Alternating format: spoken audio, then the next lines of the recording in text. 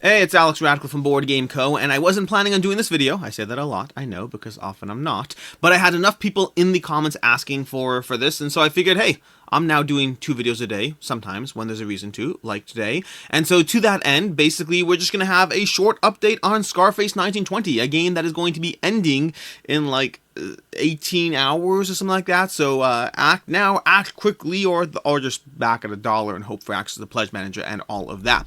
Basically, short version. Scarface 1920 is a game that I've had a playthrough of it, I've had a review on the channel, Shira had a review on the channel, Quacklip has a gameplay. There's been a lot of content around this game, but in the past few days, there have been enough updates that, yes, the value question has changed. My short opinion of this game, before we go to that, timestamps down below, by the way. I'm aiming for under 10 minutes for this video. I want it to be short and sweet, but anyways, going ahead, just a quick overview of the game for those who haven't been following yet. Scarface 1920 is going to be an area control, deck building, worker placement game. Every single round, you're going to go ahead and take one of your thugs and utilize them towards one primary key action that is driven by your cards and your thugs. So it's got that worker placement, deck building aspect, similar to what we've seen in Endless Winter, in Dune Imperium, in Lost Ruins of Arnak. Now, not every single action does use your workers. Most do. So most actions will be, most of the time, on your turn, you take a singular action driven by cards and or workers, or usually the combination of the two.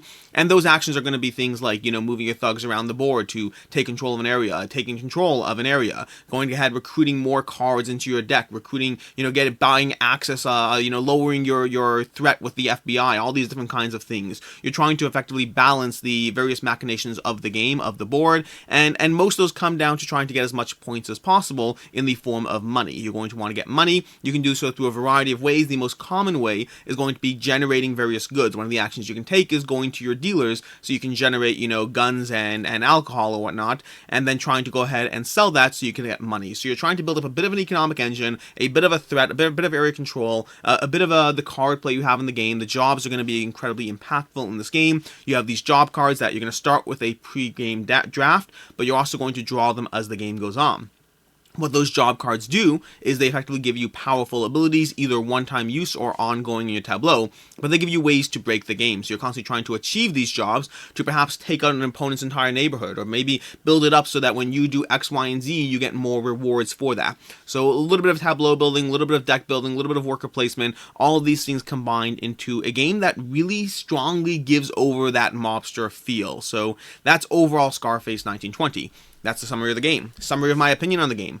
I really like this game. I gave it a 4 to 5 with the potential to grow. I need to play it more. I need to play the streamlined final version. I need to play it without having 15 rules mistakes and or change rules between games, because there is a lot going on in this game. I have a full pros cons list in the video that I did, the review. My short pro con list, in case you want to now, gives you a ton of fun things to do, gives you tableau building.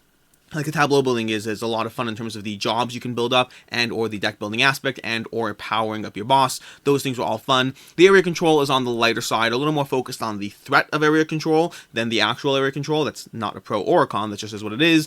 In terms of the pros are, and it gives you a very strong mobster feel. It's a lot of fun to go ahead and get in each other's faces and basically do things that mess with your opponents. It really feels like a strong mobster game. My short con list would be that I felt that the game, first of all, it's a lot to learn. There's a lot going on.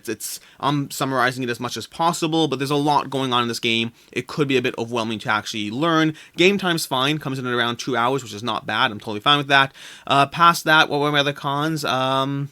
I should know this. I don't remember what my other cons were. It's a little on the messy side. I know that. I don't remember if I had anything. Oh yeah, the deck building. Deck building I felt was, I wanted to see more deck building out of it, because like in our games, we deck builded, we added, depending on the game we played, we added between like 2 or 5 cards to our deck, which is not a ton. I wanted to see a little bit more deck building. And then lastly, I felt that the dealers and something else felt underpowered in the game. They were not underpowered, felt not interesting enough. The dealers and the locations, the neighborhoods. Basically, there's news cards, which are a ton of fun. There's the actual cards you're adding to your deck, which are a ton of fun. And then there's the job cards, which are a ton of fun. And then there's the federal cards, which are going to be basically targeting you as you grow in threat. Those are a ton of fun as well. But I wanted more out of the neighborhoods. I wanted the neighborhoods to be more interesting, and I wanted the dealers to be more interesting. I don't know if they're going to be in the final game. I know Red Zen has said they're paying attention to the feedback. That does not immediately translate to, hey, 3 people said they like something, so let's change the entire game. Always take everything with a grain of salt. So, that is overall going to be a summary of my review, which brings us to where we are. Oh, and then lastly, the game is expensive. I've talked about this, but I don't know if I talked about it in the review, but I definitely talked about it in my Showed You Back It video. This game is expensive. I really, really like this game. I want this game. I think a lot of people will like this game. It's a very, very solid implementation of a mobster-themed game. But that does not mean you should get it on Kickstarter, because it might be more expensive.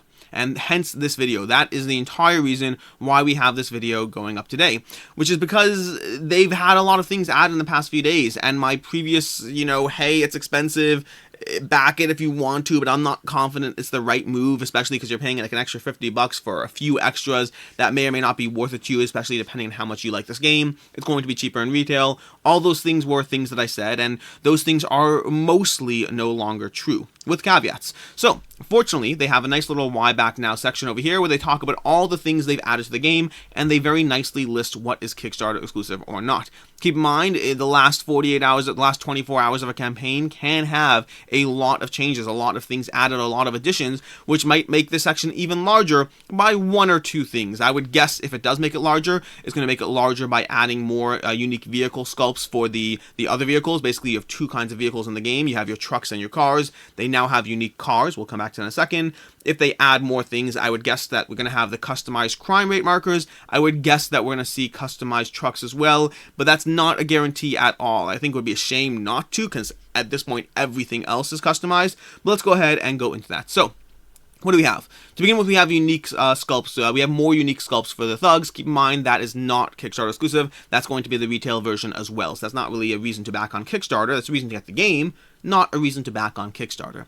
We're going to have unique buildings for each gang, which is going to be Kickstarter exclusive. We have the plastic family ring, which you can paint or just wear or just put on the side, whatever you want to do with it. It's your ring, man.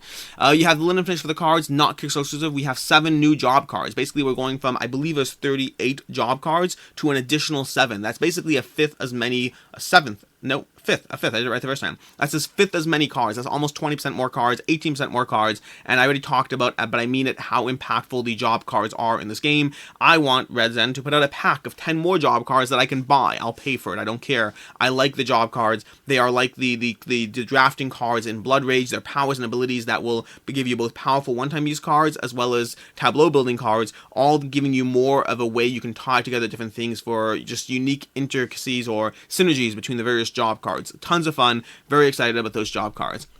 We have these, which are not Kickstarter exclusive, so I won't focus on those. We have 5 new dealer cards. I don't care at all about these, legitimately. I've talked about this before. The dealer cards are just basically give X, get Y, no real variance or fluctuation to what they do. So unless and until Red Zen changes those and adds abilities, I don't care about Kickstarter exclusive dealer cards. They're not interesting to me. We have 5 extra news cards. Those I want. Extra news cards are more abilities. Not as cool and as impactful as the job cards, but definitely I'm excited to get 5 Kickstarter exclusive cards there, so that's awesome. The double-sided neighborhood tiles, A, not interesting to me. B, not Kickstarter exclusive, so not focusing on those. Then we have unique cars for each gang. Did they skip the unique buildings? No, we covered the unique buildings. Unique cars for each gang is going to be the newest Kickstarter exclusive that they added. Basically, we now have unique cars. Another reason to want the Kickstarter version of the game for more uniqueness. Does not improve the gameplay, unless, of course, thematic immersion is improving the gameplay, in which case maybe it improves the gameplay. And then we have customized crime rate markers. And again, I would guess we're going to have Kickstarter exclusive trucks. It seems like a shame not to, but no guarantees that we will, especially this late in the campaign. But then the big ones. The big ones are going to be the Game Trace insert, with us, which is going to be, well, let's come back to that in a second. Let's cover it now. The Game Trace insert is going to be giving you, well, a Game Trace insert, a €24 add-on for free, and this is a big deal. This is really the one, more so than anything else, that pushes this into why I'm doing this video.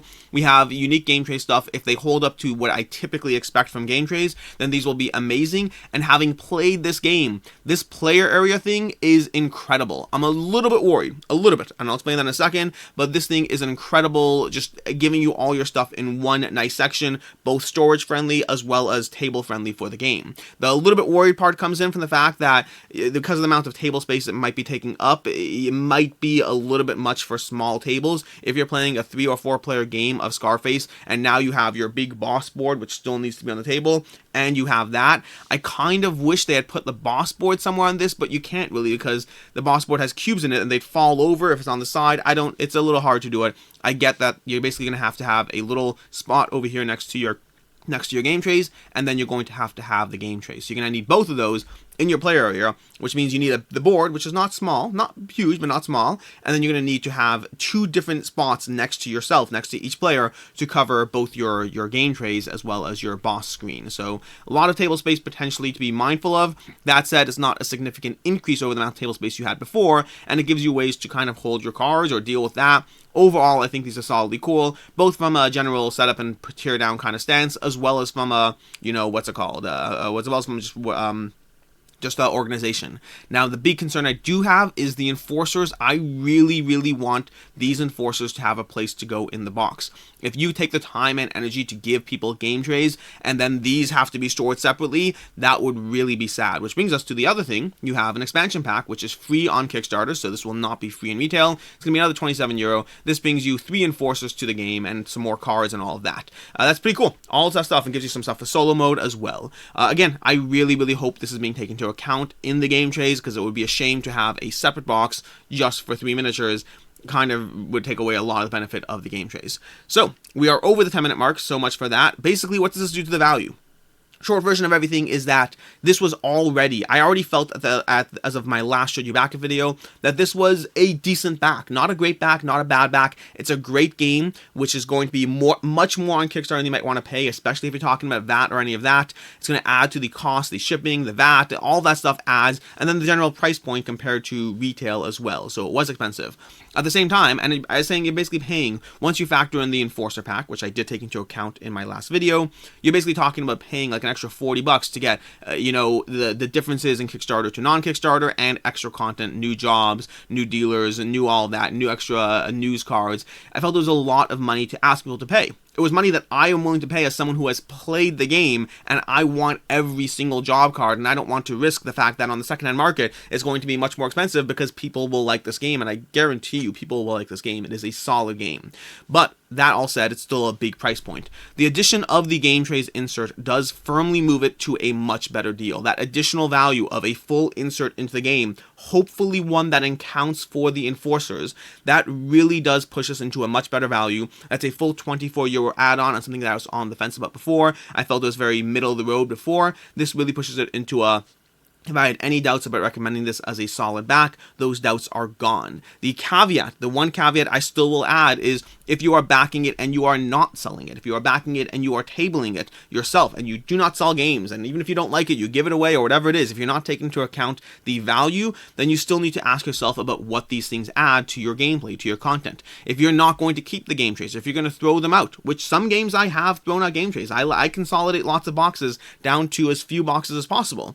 Now, in the case of this game, I'm really hoping that won't be a factor, because this is the only extra box. It's not, we're not talking about a miniature heavy game with tons of expansions, and I will throw out the game trays because I want to consolidate everything. We're talking about a mostly singular game box with one small expansion. Hopefully these are accounted for, but factor in the general value to you, the value of the uniqueness of the buildings, the cars, trucks if they show up, the value of the extra content, the jobs, the dealers, the extra news cards, and then the value of the game trays insert and the enforcer pack. Those are all still decisions to be made. This is not a cheap game. I'm just saying that yes, it will hold its value in the secondhand market with the additions that they have. Does not mean it's a cheap game.